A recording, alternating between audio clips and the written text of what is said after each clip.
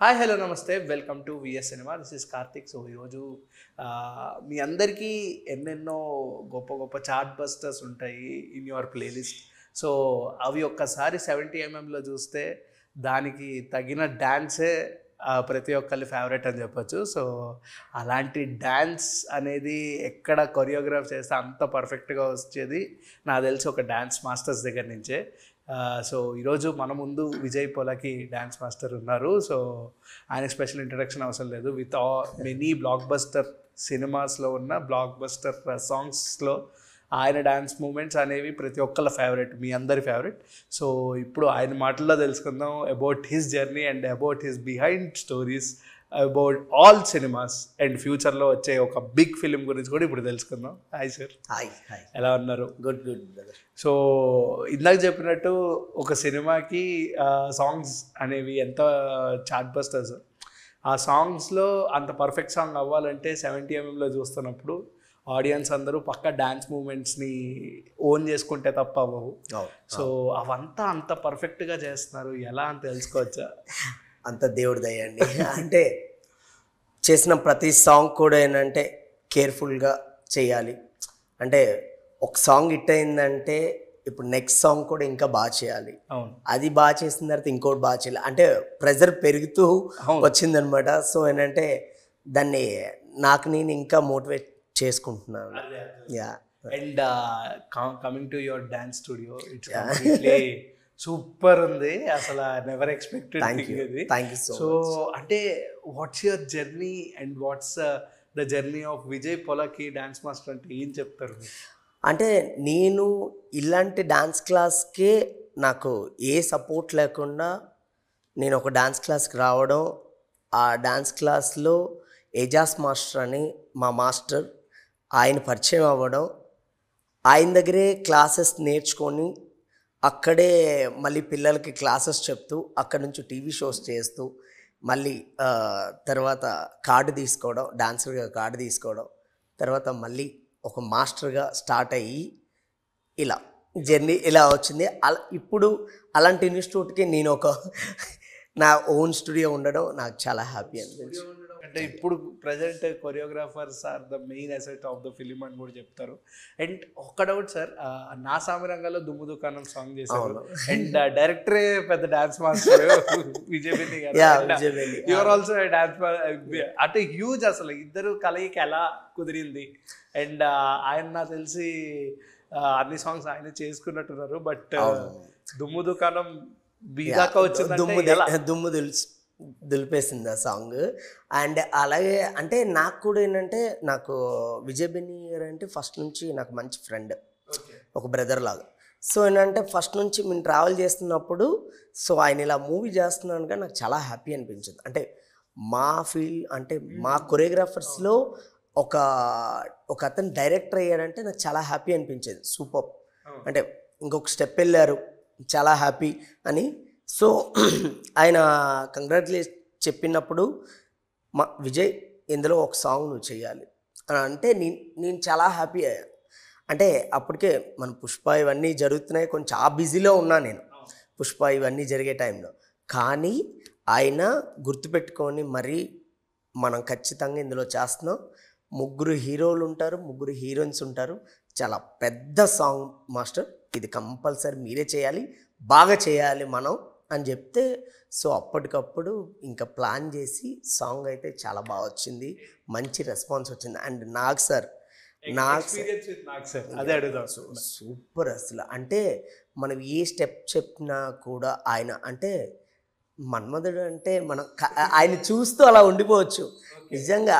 అంటే కొన్ని స్టెప్స్ అయితే ఒక 60 గర్ల్స్ ఉంటారు, 60 గర్ల్స్ మధ్యలో ఆయన కృష్ణుడిలా ఒక మూమెంట్ ఉంటుంది. ఆ మూమెంట్ చేసినప్పుడు నా కళ్ళు అలా చూస్తూ ఉండిపోయాను నేను. నాకు చాలా హ్యాపీ. అంటే చిన్నప్పటి నుంచి ఇప్పుడు కన్నెపెట్టరు కన్నుగడ ఇలాంటి సాంగ్స్ అన్నీ ఇవన్నీ చూసి పెరిగి ఉన్నాం మనం. అలాంటిది ఆయన కొరియోగ్రాఫ్ చేసే అవకాశం రావడం, నాగ్ సార్ అవని, నరేష్ గారు అవని, రాస్తారు రాస్తారు.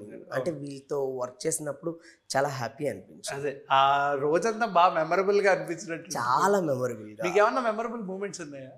అంటే నాగ్ సార్ ఒక చిన్న టవల్తో ఒక చిన్న మూమెంట్ ఉంటుంది. ఓకే. మూమెంట్ ఉండేటప్పుడు నాగ్ సార్ ఏంటంటే అంటే అసిస్టెంట్ చేసినప్పుడు జస్ట్ అలా వచ్చి చూశారు.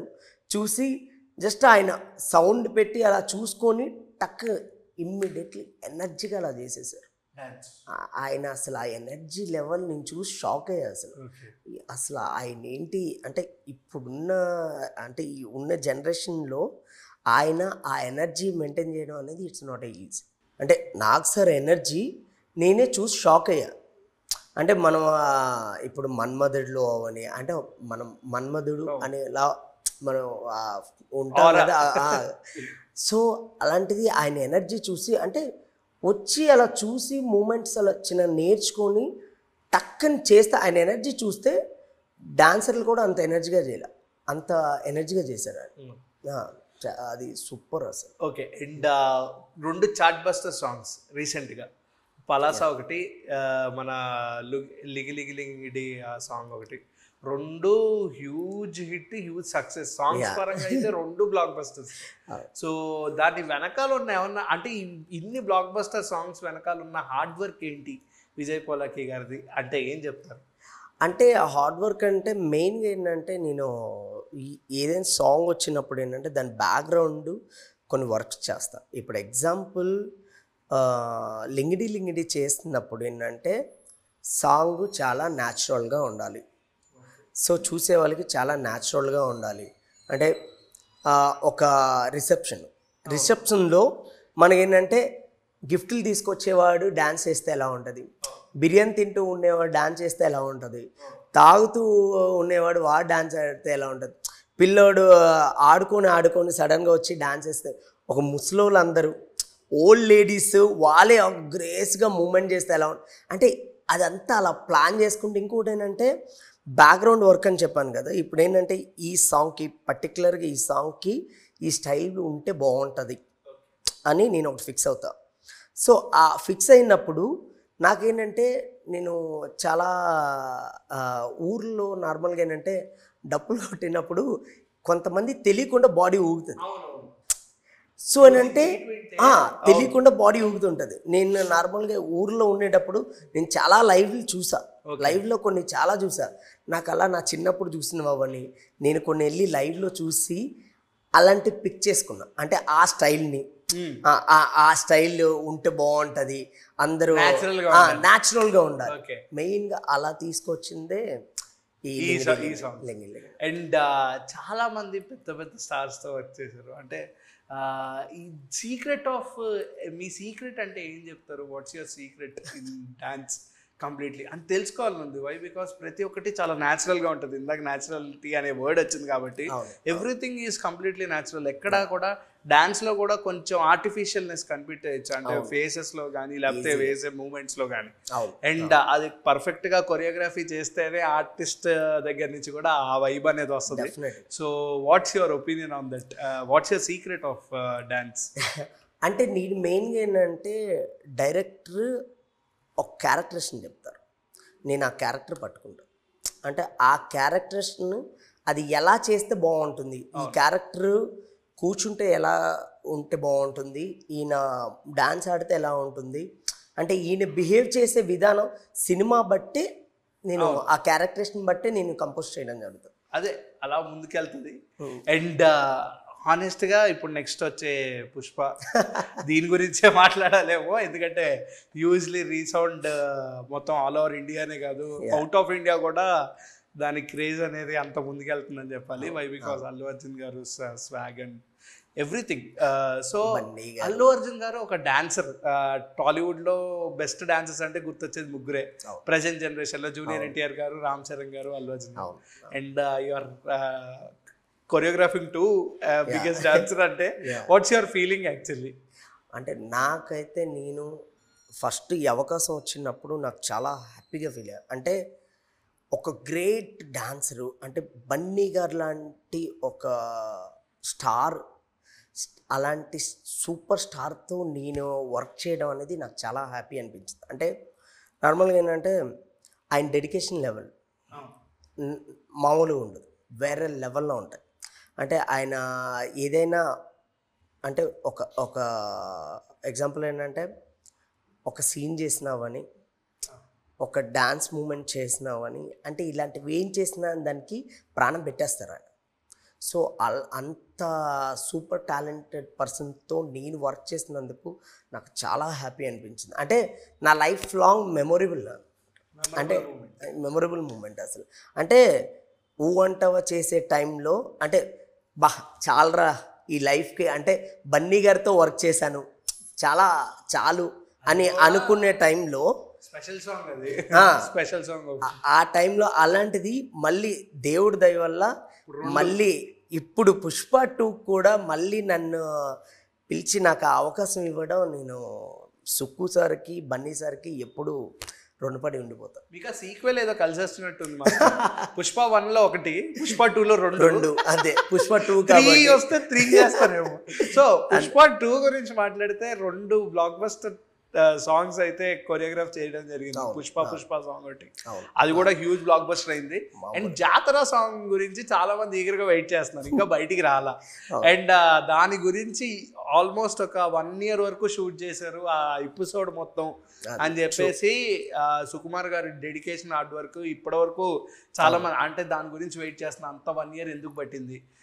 బన్నీ అన్న ఇప్పుడు మన అల్లు అర్జున్ గారి బర్త్డే అప్పుడు కూడా వచ్చింది ఆ లుక్కే. అవును, గంగమ్మ తల్లి జాతర ఎపిసోడే మొత్తం. సో జాతర సాంగ్ ఎలా ఉండబోతుంది?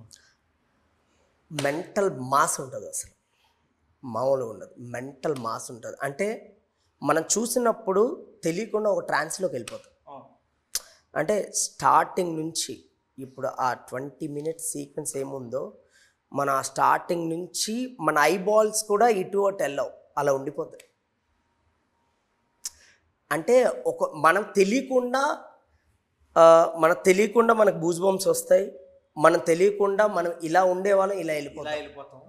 సో అంత ట్రాన్స్లో ఉంటుంది, అసలు మ్యాడ్ ఉంటుంది ఆయన చేసే పర్ఫార్మెన్స్ అవ్వని. అండ్ కొన్ని సీక్వెన్స్లు అయితే మ్యాడ్, నేను కొన్ని చెప్పలేము, బట్ వేరే లెవెల్ ఉంటుంది. అంటే సుక్కు సార్ చేసిన డిజైన్, అంటే ఆయన ప్రజెంటేషన్, ఆయన చేసే మైన్యూట్ చిన్న డీటెయిల్స్ వేరే లెవెల్ ఉంటుంది సార్, వేరే లెవెల్. అంటే చెప్తున్నావు కదా, మెంటల్ ఎక్కుతుంది ఒక్కొక్కరు. అంటే థియేటర్ దద్దరిల్లిపోతుంది.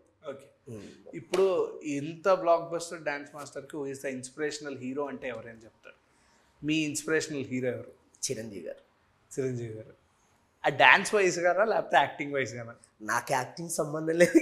అంటే మీరు ఒక ఆడియన్గా చూస్తే చిరంజీవి గారు, అన్ని విషయాల్లో చిరంజీవి గారు. ఓకే, ప్రజెంట్ జనరేషన్లో ఎవరు ఇష్టం? ప్రజెంట్ జనరేషన్ అని కాదు నాకు, అంటే ప్రజెంట్ జనరేషన్ అందరూ ఇష్టమే. వాళ్ళ నలుగురు ఇప్పుడు చిరంజీవి గారు, నాగార్జున గారు, వెంకటేష్ గారు, బాలకృష్ణ గారు ఎలాగో దే ఆర్ టాలీవుడ్ పిల్లర్స్. వాళ్ళ గురించి స్పెషల్ ఇంటరాక్షన్ అవసరం లేదు. ఎవరిని అడిగినా సరే మాకు చిరంజీవి గారు ఇష్టం, నాగార్జున గారు ఇష్టం, లేకపోతే బాలకృష్ణ గారు ఇష్టం, వెంకటేష్ గారు ఇష్టం అని చెప్తారు. ఇష్టం వేరు మనకి, అంటే వాళ్ళ మీద ఉన్న ప్రేమ వేరేలా ఉంటుంది. కొన్ని స్టాండర్డ్స్ అవి. కానీ ప్రెసెంట్ ప్రభాస్ గారు లేకపోతే మహేష్ బాబు గారు, వీళ్ళల్లో మీకు ఇష్టమైన యాక్టర్ ఎవరో తెలుసుకోవచ్చు? అందరూ ఇష్టమే. అలా ఒక ఒపీనియన్ చెప్తే బాగుంటుంది. లేదు అలాని కాదు, ఇప్పుడు బన్నీ గారితో నేను వర్క్ చేసే వాళ్ళు, ఇప్పుడు బన్నీ గారు అవని, రామ్ గారు అవని, అంటే వీళ్ళందరితో నేను వర్క్ చేసిన ఏంటంటే నాకు వీళ్ళు బెస్ట్. నేను ఇంకా ఫ్యూచర్లో ఇంకా ఎన్టీఆర్ సార్, చరణ్ సార్, ఇంకా ప్రభాస్ సార్, వీళ్ళతో వర్క్ చేసే అవకాశం వస్తే మాత్రం డెఫినెట్గా అది మనం, అంటే మనది ఎలా ఉంటుందంటే మనం ఎప్పుడు ఎక్కువ మాట్లాడకూడదు. మన వర్క్ మాట్లాడితే చాలు, మన పని మాట్లాడాలి. మా సుక్కు సార్ అదే ఉంటుంది, ఆయన పని మాట్లాడుతుంది. అంటే ఇప్పటివరకు సుక్కు సార్ని చూసేది వేరు, ఈ సినిమాతో చూసేది వేరే లెవెల్ ఉంటుంది. అలా చెప్తుంటే అది అంటారు కదా, ఇప్పుడు మీరు చెప్తుంటే నేను చాలా దగ్గరగా చూసా కొన్ని, అంటే కొన్ని సీక్వెన్స్. ఇప్పుడు సీన్స్లో అవని అండ్ ఫైట్స్లో అవని అన్ని చాలా దాంట్లో ఇన్వాల్వ్ అయినప్పుడు సుక్కు సార్ తీసుకున్న ఆ డీటెయిలింగ్ అనేది అసలు మ్యాడ్. అంటే మన బయట ప్రపంచానికి ఆయన దగ్గరికి వెళ్ళే ప్రపంచం వేరే లెవెల్. ఓకే అస్సలు. అండ్ ఇప్పుడు కొన్ని హీరో నేమ్స్ చెప్తాను, వాళ్ళకి మీకు ఒకవేళ వాళ్ళతో అవకాశం కంపల్సరీ రావాలని కోరుకుంటాను. అండ్ ఆల్రెడీ ఒక పెద్ద స్టార్లతో చేస్తున్నారు, ఇంకా చెయ్యని వాళ్ళతో కొంతమంది ఏం చెప్తాను, వాళ్ళతో ఎటువంటి type of genre dance composition చేయాలని ఉంది మీకు? ఆ జానర్ ఏంటో చెప్పండి. అంటే లవ్వా లేకపోతే రొమాంటిక్కా ఈ టైప్. ఓకే. సో ప్రభాస్ గారితో ఇదేదో మళ్ళీ అంటే చాలా రోజులు అయిపోయింది ప్రభాస్ సార్ని చూసేలా. సార్ని అలా చూడాలి అంటే ఎక్కువ హెవీగా చేయాల్సిన, చాలా సింపుల్గా స్టైల్గా చేయాలి. అదే. ఓకే. మహేష్ బాబు గారు పోకిరిలో చూడొద్దంటున్నా చూస్తున్నా అలా మాస్గా అంటే భలే గ్రేస్గా చేస్తారు. అలాంటివి చేయాలి. అండ్ అంటే నా సైడ్ నుంచి మావా ఎంతైనా టైప్లో ఒకటి చేస్తే బాగుంటుందేమో గుంటూరు. డెఫినెట్గా. ఎందుకంటే మనకి అవకాశం వస్తే మనం చేయడం కాదు, అక్కడ నుంచి అవకాశం వస్తే ఏది వస్తే అది చేస్తాం. ఓకే. బట్ ఏది వచ్చినా సరే బెస్ట్ ఇవ్వడం మాత్రం పక్కా. ఓకే. పవన్ కళ్యాణ్ గారు అంటే నేను తమ్ముడిలో మనం చూసుకుంటే సాంగ్ ఉంటుంది దిగి దిగి తాతక దిగి దిగి, అందులో ఆ సాంగ్ అంటే అందులో కాస్ట్యూమ్స్ అవని అండ్ ఆయన స్లో మోషన్లో ఫ్లవర్ పట్టుకుని ఒక చిన్న వేవ్ చేస్తారు, మ్యాడ్ ఉంటుంది. అంటే పవన్ కళ్యాణ్ గారిని మళ్ళీ అలా ఒక్కసారి చూస్తే బాగుంటుంది. కానీ ఇప్పుడు అవ్వదు. చూస్తే బాగుంటుంది. అంటే ఇప్పుడు సార్ ఇంకా వేరే ఉన్నారు కాబట్టి, ప్రజల కోసం కష్టపడుతున్నారు కాబట్టి ఇంకా అలా వెళ్ళిపోతేనే better. Okay. Thank you sir. One last thing, audience మిమ్మల్ని కొన్ని క్వశ్చన్స్ అడగమని చెప్పారు. సో అవి లేట్ చేయకుండా ఒక 4 to 5 క్వశ్చన్స్ అడిగేసి ఇంకా ఇంటర్వ్యూ సెగ్మెంట్ అనేది ముగిద్దాం.